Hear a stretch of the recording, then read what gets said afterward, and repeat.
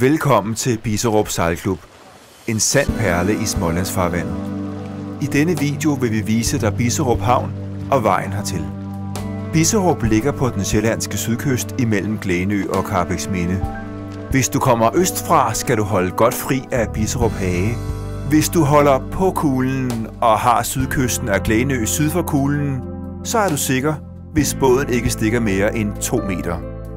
Hold også øje med Lars Bivers havbro, som ligger sydøst for Anduningsbøjen. Her går landets eneste økologiske havbrugsørreder, som smager udsøgt og kan købes på havnen. Vi er her ved Anduningsbøjen, og du kan begynde at sejle ind til Bisserup. Den afmærkede rende uddybes hvert forår, og så længe du holder dig i buggelinjen, er der godt og vel 2 meter dybt hele vejen ind. Når det er mørkt, er buggelinjen markeret med 2 røde lys, der skal holdes over et. Der er i den gravede rende 3 grønne og 3 røde sideafmærkninger. De har både refleksbånd og radarreflektor. I bunden af indsejlingen skal du være opmærksom på den sidste grønne afmærkning, da mågerne står på stenene lige øst for den. Om styrbord ligger altid både, der fortæller dig, om strømmen løber ind eller ud.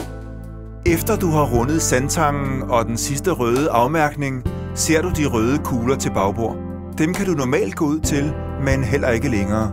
Som du kan se, er der imidlertid masser af svejeplads mellem havnen og bøjerne. Her er den første åbning til den sydlige havn. Den tilhører fiskerne og har ikke adgang, men du kan lægge til på ydersiden af broen eller på asfaltmålens vestside foran fiskejollen. Du kan også vælge at gå forbi havnehullet og lægge til på vestsiden af broen nord for indsejlingen til havnen, eller som her, sejle ind i selve havnen.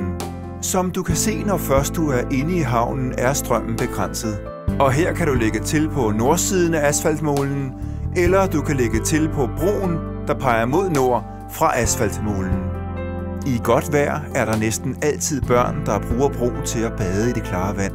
De er opmærksomme på både, der kommer ind eller ud, men hold godt øje med dem alligevel.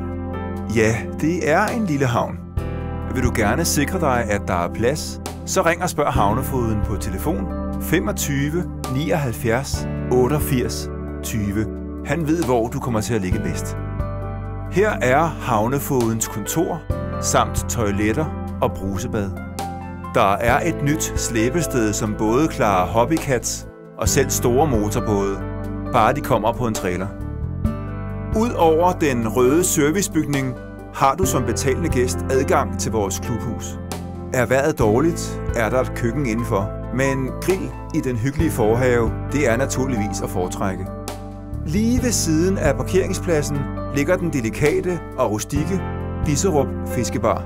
Udsigten og solnedgangen over Holsteinborg Nord er helt uovertruffen.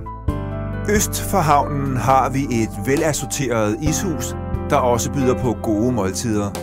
Et par skridt længere østpå finder du en dejlig badebro og badestrand. Her er også en skøn legeplads for børnene med en flot skulptur af den lokale kunstner Henning Drejer. Alt i alt er det ganske simpelt at komme hertil og rundt. Med tiden vil du lære ruten udenad, da du sandsynligvis kommer tilbage igen og igen til den idylliske havnelandsby Bisserup.